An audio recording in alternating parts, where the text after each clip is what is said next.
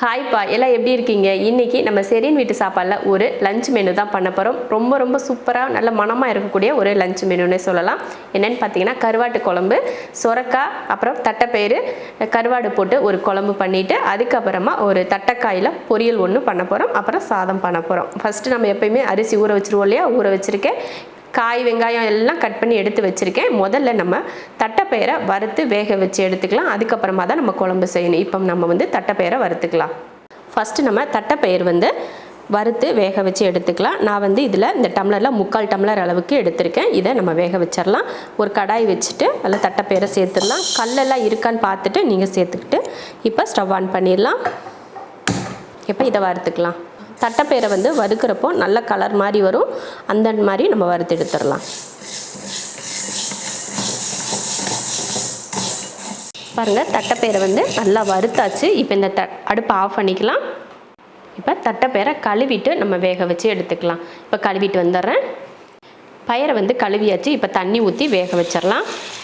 நல்லா கொஞ்சம் தண்ணி அதிகமாகவே, இந்த செம்பில் நான் 3/4 செம்பு அளவுக்கு தண்ணி ஊற்றிருக்கேன்.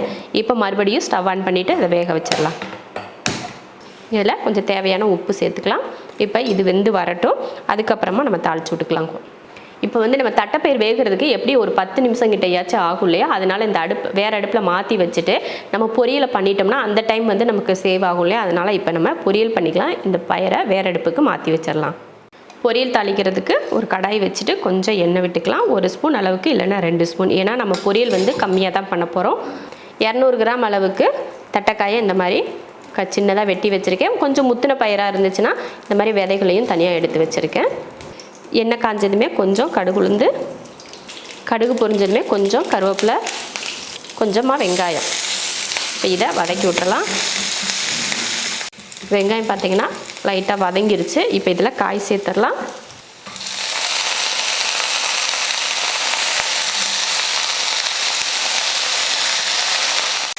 காய் போட்டு கொஞ்சம் மஞ்சள் தூள், அடுத்து தேவையான உப்பு, இதை கலந்துருவோம்.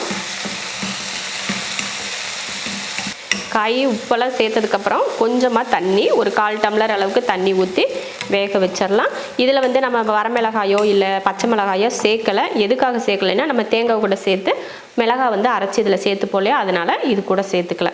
இப்போ தனியாக தான் அதை அரைச்சி இதில் சேர்த்துக்க போகிறோம். இப்போ இது வேகட்டும். அதுக்குள்ளேயே நம்ம இந்த பொரியலுக்கு தேவையான கொஞ்சம் தேங்காய் இதெல்லாம் அரைச்சிட்டு வந்துடலாம். மிக்ஸி ஜாரில் இந்த மாதிரி ஒரு கைப்பிடி அளவுக்கு தேங்காய் துண்டு, 2 வரமிளகாய், 1/4 ஸ்பூன் அளவுக்கு சீரகம், ஒரு 2 பல் பூண்டு.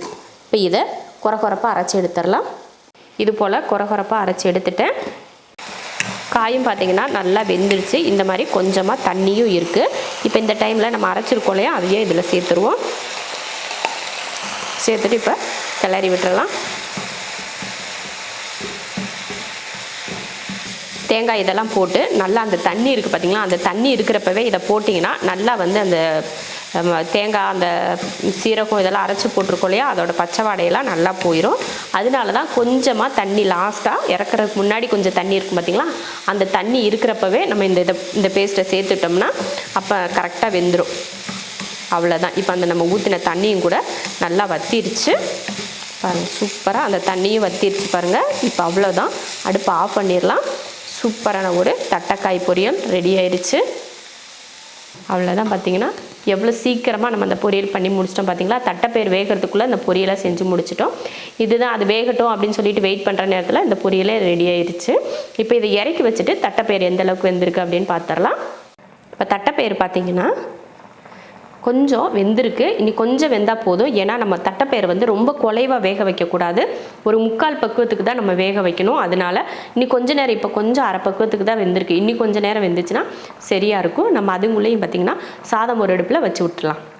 இப்போ சாதத்துக்கு தேவையான தண்ணி ஊற்றிடலாம். அடுத்து தேவையான உப்பு. சாதத்துக்கு தேவையான தண்ணி ஊற்றி உப்புலாம் போட்டு குக்கரை மூடியாச்சு. 3 விசில் விட்டு ஆஃப் பண்ணிக்கலாம். பாருங்கள், தட்டைப்பயிறு நல்லா வெந்துருச்சு. இந்த அளவுக்கு வெந்திருக்கணும். அதுவும் ரொம்ப குலையவே கூடாது. ஓரளவுக்கு வெந்து மட்டும்தான் இருக்கணும். அதையும் சொன்னேன் இல்லையா, 3/4 பக்குவத்துக்கு இந்த அளவுக்கு இருந்தால் போதும். இப்போ இதை இறக்கி வச்சிடலாம். அடுத்து குழம்பு தாளித்து விட்டுறலாம். ஏன்னா தட்டைப்பயிரும் ரெடியாக வெந்துருச்சு. மற்ற எல்லாமே நம்ம ரெடி பண்ணி எடுத்துருக்கோம். கருவாடும் பார்த்தீங்கன்னா நான் ஒரு 10லேருந்து 20 கருவாடு போல் க்ளீன் பண்ணிவிட்டு எடுத்து வச்சுருக்கேன். குச்சி கருவாடு, அதாவது நெத்திலி கருவாடு. இப்போ தாளிச்சிடலாம். தாளிக்கிறதுக்கு எண்ணெய் விட்டுறலாம். எண்ணெய் நல்லா காஞ்சிருச்சு. இதில் கொஞ்சம் வெந்தயம் நல்லா பொரிஞ்சதுமே கொஞ்சம் கருவேப்பிலை, ஒரு 100 கிராம் அளவுக்கு சின்ன வெங்காயத்தை இந்த மாதிரி சின்ன சின்னதாக வெட்டி எடுத்திருக்கேன். அதை நல்லா வதக்கிடலாம். நல்லா பொன்னிறமாக வர மாதிரி வதக்கி எடுத்துக்கலாம். வெங்காயம் பார்த்திங்கன்னா நல்லா பொன்னிறமாக வதங்கிடுச்சு. இப்போ தக்காளி சேர்த்துடலாம். 2 தக்காளி,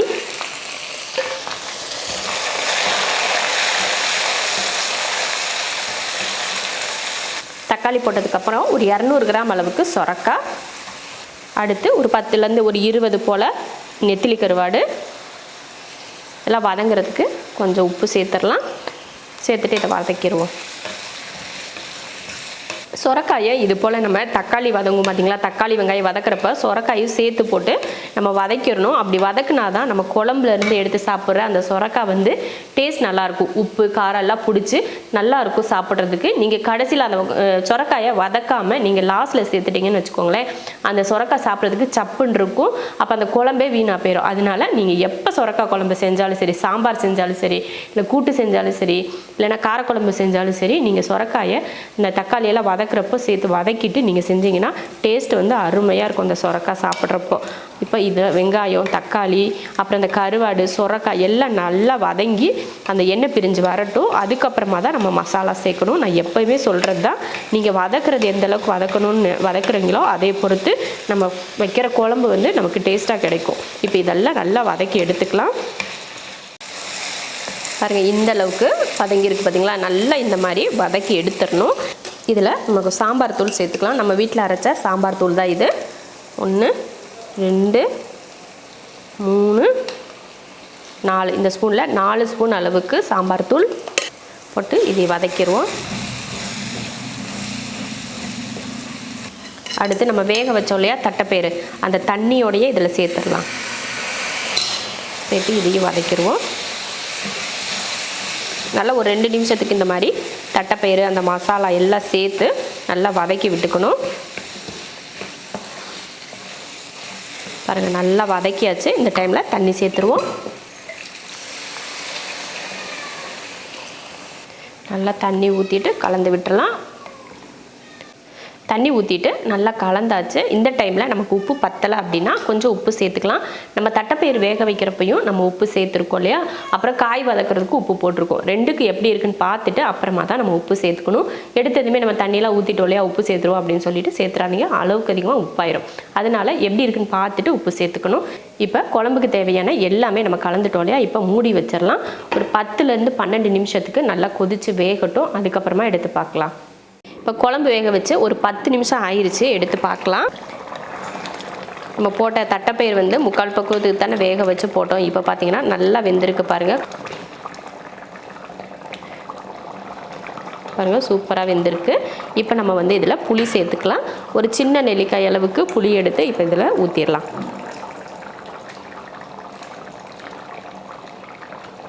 புளி ஊற்றியாச்சு.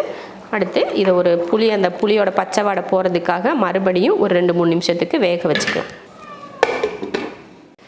புளி ஊற்றினதுக்கப்புறமா ஒரு 2-3 நிமிஷத்துக்கு நல்லா கொதிக்க வச்சுட்டேன். லைட்டாக எண்ணெய் தெளிஞ்சு வரவ ஆரம்பிச்சிருச்சு பார்த்தீங்களா. அவ்வளோதான், குழம்பு ரெடி ஆயிடுச்சு. நல்லா புளியெல்லாம் ஊற்றினதுக்கப்புறம் பார்த்தீங்கன்னா நல்லா ஒரு 2-3 நிமிஷத்துக்கு நல்லா வெந்து வந்திருக்கு. குழம்பு வந்து ரொம்பையும் கெட்டியாக இருக்கக்கூடாது. இந்த பக்குவத்துக்கு இருந்தால் தான் சாதத்தில் ஊற்றி சாப்பிட்றதுக்கு நல்லாயிருக்கும் இல்லையா. அதனால் இந்த அளவுக்கு நான் ஆஃப் பண்ணிக்கிறேன். இப்போ குழம்பு வந்து ஆஃப் பண்ணிடலாம். இப்போ வந்து குழம்பு ரெடி ஆகிடுச்சு. நம்ம தட்டைக்காய் பொரியலும் பண்ணிட்டோம். சாதமும் ஸ்டீம் இறங்கிருச்சு. இப்போ நம்ம வந்து பரிமாறிக்கலாம். தட்டைக்காய் பொரியல், சொரக்காய், தட்டைப்பயிர், கருவாடு, குழம்பு, அப்புறம் சாதம். ரொம்ப சிம்பிளான ஒரு லஞ்ச் மெனு செஞ்சு முடிச்சிட்டோம். அருமையான டேஸ்ட்டில் ரொம்ப மணமான ஒரு குழம்பு செஞ்சுட்டு ஒரு பொரியலும் செஞ்சுருக்கோம். இதே மெத்தடில் நீங்களும் செஞ்சு பாருங்கள். எப்படி இருக்குன்னு சொல்லிட்டு கமெண்ட்டில் சொல்லுங்கள்.